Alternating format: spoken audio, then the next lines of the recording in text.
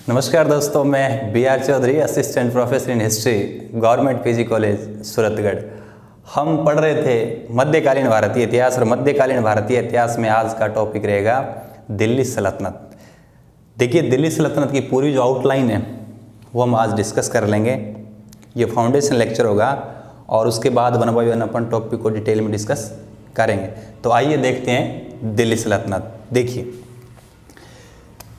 दिल्ली सल्तनत की यदि बात करें तो दिल्ली सल्तनत में पांच राजवंशों ने कुल 320 वर्षों तक शासन किया। 5 राजवंश थे जिन्होंने 320 वर्षों तक दिल्ली को राजधानी बनाकर शासन किया। तो दिल्ली सल्तनत में कितने राजवंश थे?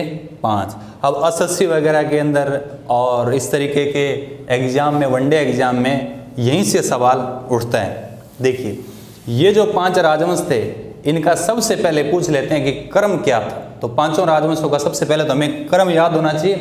क्रम के बाद हम इनका क्या टाइम पीरियड है वो देखेंगे, उसके बाद इनके शासक वगैरह देख लेंगे। तो आइए, एक छोटी सी ट्रिक है, दिल्ली सल्तनत पर शासन करने वाले जो 5 राजवंश हैं उनका क्रम देखिए।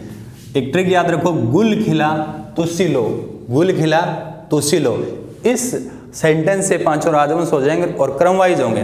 तो देखो, गुल से क्या हो जाएगा? गुल से हो जाएगा गुलाम वंश, गुल से गुलाम वंश। उसके बाद खिला से खिलजी वंश, खिला से क्या हो जाएगा? खिलजी वंश। फिर याद रखना, तू से क्या हो जाएगा? तू से तुगलक वंश। और सी से क्या हो जाएगा? सैयद वंश। और लो से क्या हो जाएगा? लोधी वंश। तो गुल खिला तुलसी लो, ये एक सवाल आपका पक्का हो गया। तो गुलाम वंश, खिलजी वंश, तुगलक वंश, सैयद वंश और लोधी वंश हो गया। अब देखो, अब इनका टाइम पीरियड भी इसी तरीके से चलेगा। अब यदि बात करें समय, इनका क्या टाइम पीरियड था, तो समय की बात करें, क्योंकि दिल्ली सल्तनत का जो पूरा टाइम पीरियड है वो 320 वर्षों का जो शासन है वो याद रखिए 1206 से लेकर 1526। 1206 से लेकर इनका जो दिल्ली सल्तनत का टाइम पीरियड शुरू होता है 1206 से 1526, तो 320 साल हो गए। तो अब देखो, 1206 से शुरुआत है तो गुलाम वंश से स्टार्ट करेंगे। तो ये देखिए, 1206 से 1290, तो गुलाम वंश 1206 से 1290। अब खिलजी आ गया, तो खिलजी 1290 से शुरू करेंगे, तो 1290 से लेकर 1320, तो ये 1290 से 1320। फिर ये आगे वाला तुगलक वंश 1320 से लेकर 1414। फिर सैयद वंश 1414 से लेकर 1451। अब लास्ट वाला है तो याद रह जाएगा 1451 से लेकर 1526। तो कितना सिंपल हो गया, गुलाम वंश 1206 से 90, खिलजी 90 से 1320, फिर 1320 से 1414, ये 1414 से 1451, 51 से 1526। चलिए, अब सबसे इम्पोर्टेंट बात ये है कि इनके जो प्रमुख शासक थे उनको भी कई बार पूछ लेते हैं कि इनका क्रम क्या था। नेट जैसे एग्जाम में यहाँ से सवाल आते हैं कि गुलाम वंश के जो शासक थे उनका कालक्रम उनको सेट करो, तो यहाँ से सवाल पूछे जाते हैं। नेट में सैयद वंश का भी 2-3 बार पूछ लिया गया कि इनका कालक्रम के अकॉर्डिंग सेट करो, तो ये भी हमें पता होना चाहिए। तो सबसे पहले आइए गुलाम वंश की बात करें। देखिए, गुलाम वंश के अंदर बहुत से शासक हैं, तो इनको थोड़ा सा अपन ध्यान से देखेंगे, ये तो चलो थोड़ा ईजी है। तो देखिए, सबसे पहले कुतुबुद्दीन ऐबक। देखिए, सबसे पहले ऐबक ए से स्टार्ट हो रहा है और ए की नंबरिंग क्या है? A1 पे आता है, तो कुतुबुद्दीन ऐबक। और ये पहला इसलिए क्या हो जाएगा? संस्थापक। तो पहले ए से ऐबक, फिर दूसरा आ। भाई ए के बाद क्या आता है? ऐबक, आ आराम सा।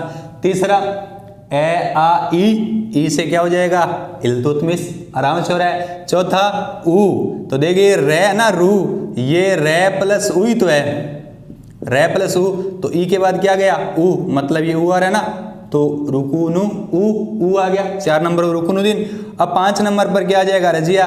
अब ये ट्रिक काम नहीं करेगी, अब ये ट्रिक काम करेगी। ये देखिए, ये 5 है, इसको ऐसे घुमाओ, जैसे मान लो ये जय है, तो ये 5 है तो हो गए।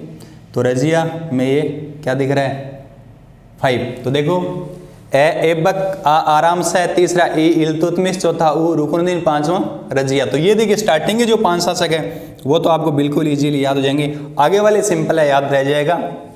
फिर देखिए, एक ये स्पेल किया, पहला स्पेल किया, दूसरे स्पेल में हम पढ़ेंगे ए के बाद में बे, तो बे से बैराम शाह, दूसरे स्पेल में 2 से होगा तो बैराम शाह, बैराम शाह के बाद मसूद शाह, मसूद शाह के बाद नासिरुद्दीन महमूद, और इसके बाद नासिरुद्दीन महमूद के बाद इजीली याद हो जाएगा जब डिटेल में पढ़ेंगे, है ना। बलबन, देखिए बलबन के 3 जो पौत्र थे वो एक साथ याद रखने हैं, क्योंकि बलबन के जो जितने पुत्र थे वो तो मारे गए थे, तो बलबन की मृत्यु के बाद पौत्र थे उन्होंने शासन किया। तो याद रखना बलबन की मृत्यु के बाद, बलबन की मृत्यु के बाद तो कौन बना, केकू बाद। देखो बलबन के बाद तो केकू बाद। उसके बाद में 2 नंबर पर अपने आप याद रह जाएगा खुसरो, के खुसरो, के कॉमनर है, खुसरो कै खे की नंबरिंग 2 है तो के खुसरो। और सबसे लास्ट वाला मतलब मर गया था, खत्म हो गया था, तो इस समस्त यंत्र क्यों मर्स, तो क्या हो जाएगा, मर गया था, मर्स। तो देखो कितना सिंपल हो गया, एबक ए, फिर दूसरे में आराम से, तीसरे में ईल, तो चौथे में ऊ, रुकनुद्दीन, 5वें में रजिया। फिर पहला स्पेल खत्म हो गया, दूसरा स्पेल स्टार्ट करेंगे तो ए बै, तो बै से बैराम से, मसूद से नासिरुद्दीन महमूद, और नासिरुद्दीन महमूद का के बाद बलबन, बलबन की मृत्यु के बाद तो केकू बाद, फिर सेकंड पर के खुसरो, और कौन मरा लास्ट में, क्यों मर्स। तो ये इसी सीरीज में आपको याद रखना, यहाँ से नेट और CGL जैसे बड़े एग्जाम SSC में यहाँ से सवाल पूछे जाते हैं। डिटेल में हम इनको करेंगे, ये तो फाउंडेशन लेक्चर है। फिर ये आ गया खिलजी मस, तो खिलजी का टाइम पीरियड तो आपको पता ही है, 1290 से लेकर 1320।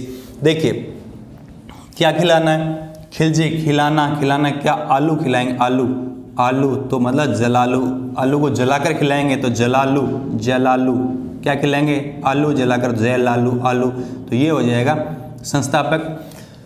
उसके बाद जलालू के बाद सबसे फेमस इस राजवंश का जो सुल्तान है वो अलाउद्दीन खिलजी है, तो जलालू के बाद अलाउद्दीन आपको याद रह जाएगा। फिर ये 2 छोटे छोटे बहुत सिंपल इंटरेस्टिंग हम पढ़ेंगे, मुबारक खिलजी, और लास्ट वाला कौन हो जाएगा, खुसरो खिलजी, है ना। तो जलालू, अलाउद्दीन, उसके बाद मुबारक और खुसरो खिलजी। देखो इसमें याद रखना पहला संस्थापक है, लास्ट वाला अंतिम शासक है, तो जलालुद्दीन संस्थापक हो जाएगा, खुसरो खिलजी क्या हो जाएगा, अंतिम शासक हो जाएगा। फिर देखिए तुगलक वंश, तो 1320 से टाइम हो जाएगा, 1320 से 1414, है ना। तो याद रखना सबसे पहले गियासुद्दीन तुगलक तो संस्थापक हो जाएगा। उसके बाद में देखो ये बहुत सिंपल है, डिटेल में पढ़ेंगे तो ऑटोमेटिक आपको याद हो जाएंगे।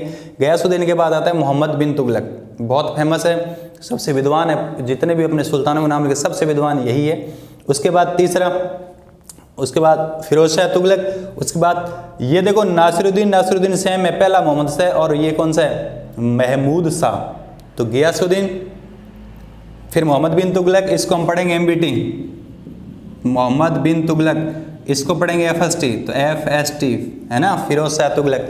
तो देखो गियासुद्दीन, फिर MBT, FST, और फिर मोहम्मद शाह, महमूद शाह, सिंपल। चलिए उसके बाद नेक्स्ट है सैयद वंश, तो टाइम पीरियड हो जाएगा 1414 से 15 से 51, सिंपल। हाँ 1451, सॉरी 1414 से लेकर 1451। तो देखो सैयद वंश, यहाँ से नेट में एक बार सवाल पूछा गया था, तो याद रखना पहला हो जाएगा खिजर खां, इसके संस्थापक है। खिजर खां के बाद मुबारक शाह, मुबारक के साथ मोहम्मद शाह, और लास्ट वाला आलम शाह, इनका यही आलम था, मतलब लास्ट में आलम शाह आ जाएगा, फर्स्ट में खिजर खां, दूसरा मुबारक और तीसरा मोहम्मद। नेक्स्ट है लोधी वंश, तो 1451 से लेकर लोधी वंश का टाइम पीरियड हो जाएगा 1526, क्योंकि 1526 तो लास्ट है ही है। तो लोधी में कम ही है, 3 ही है, पहला बहलोल लोधी और दूसरा सिकंदर। देखो सिकंदर 2 पर क्यों है, याद रखना, ये देखो धुआं बन रहा है, सिकंदर में धुआं बन रहा है, तो दूसरा सिकंदर, और लास्ट वाला सबको याद ही है, कौन हो जाएगा, इब्राहिम लोधी। इब्राहिम लोधी लोधी वंश का भी अंतिम शासक है, और दिल्ली सल्तनत का भी अंतिम शासक है। बहुत ज़्यादा सिंपल है। अब कुछ एक पॉइंट है जिनको अपन और डिस्कस करेंगे। यदि हम बात करें कि ये 5 राजवंश है, इन 5 राजवंशों में ये जो है सबसे कम समय तक शासन करने वाला तो कौन हो जाएगा, खिलजी। यहीं से पता लग रहा है मात्र 30 वर्षों तक इस राजवंश का शासन रहा। तो याद रखना सबसे कम शासन किसने किया, खिलजी ने। और सबसे ज़्यादा 1320 से 1414 मतलब 94 साल, तो सर्वाधिक समय किसने शासन किया, तुगलक वंश ने। और याद रखना इसी तुगलक वंश का जो टाइम पीरियड सबसे लंबा था, इसी तुगलक वंश में मैंने कहा ना फेमस है मोहम्मद बिन तुगलक, MBT, सबसे बड़ा साम्राज्य था मोहम्मद बिन तुगलक का। पूरे दिल्ली सल्तनत उसने 23 प्रांतों में 23 राज्यों में बांटा था अपने पूरे साम्राज्य को। सैयद वंश की बात करें तो इसमें एक खास बात है, ये सैयद वंश वाले स्वयं को पैगंबर मोहम्मद साहब के वंशज मानते हैं और खुद ये शिया थे, याद रह जाएगा। लोधी में याद रखना, देखो राजवंश की बात करें तो तुगलक वंश का शासन पीरियड सबसे लंबा था, लेकिन यदि पर्टिकुलर एक सुल्तान की बात करें तो याद रखना बहलोल लोधी है, उनका सबसे लंबा जो व्यक्तिगत शासन था कितने साल, 38 साल। यदि पूछ ले, ये सवाल पूछा गया है कि दिल्ली सल्तनत में सबसे लंबा व्यक्तिगत जो जिसने शासन किया तो वो कौन है, बहलोल लोधी, 38 साल। और याद रखना लोधी वंश है वो भारत का प्रथम अफगान वंश है। और पूछ ले कि दिल्ली सल्तनत का अंतिम सुल्तान तो कौन आ जाएगा, लास्ट वाला देख रहे हो, इब्राहिम लोधी। ठीक, तो ये था दिल्ली सल्तनत ब्रीफ के अंदर हमने इसको समझ लिया, आपको याद हो गया होगा। और जब इनको डिटेल में पढ़ेंगे तो आपको अच्छी तरीके से और कंठस्थ हो जाएगा, यहाँ से किस तरीके से सवाल बनते हैं अपन डिस्कस किया। उम्मीद करता हूँ कि ये टॉपिक आपको बिल्कुल याद हो गया होगा। तो मिलते हैं नेक्स्ट वीडियो में बहुत जल्द। Thank you.